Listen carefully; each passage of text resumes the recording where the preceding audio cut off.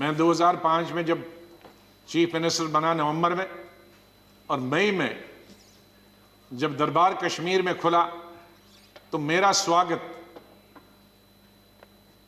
गुजरात के मेरे भाइयों और बहनों की कुर्बानी से हुआ।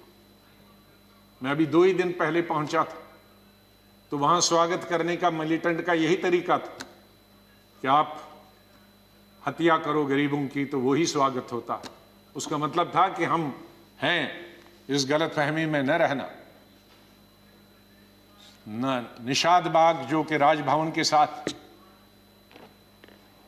वहां बस से उस पर लिखा था गुजरात की बस, उसमें हमारे तकरीबन 40-50 गुजरात के हमारे भाई बहनें टूरिस्ट, उस पे उन्होंने ग्रेनेड लगाया और मेरे ख्याल में दर्जन से ज़्यादा लोग वहीं हताहत हो गए और कई जख्मी हो गए।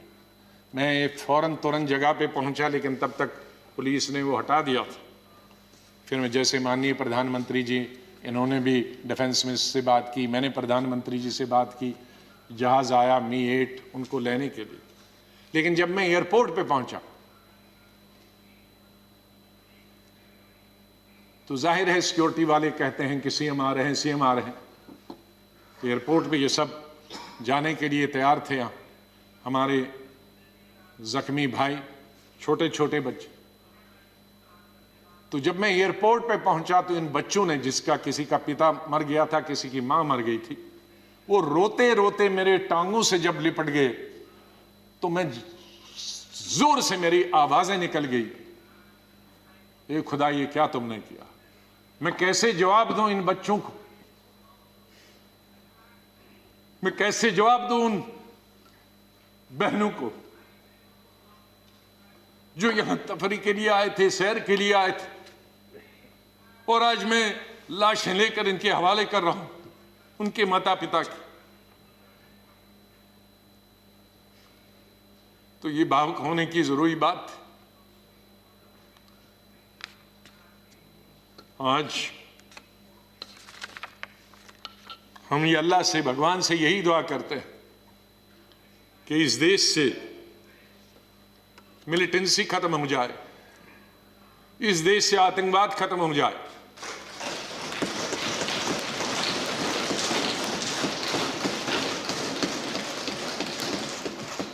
मैं उन खुशकिस्मत लोगों में हूं जो पाकिस्तान कभी नहीं गया, लेकिन जब मैं पढ़ता हूं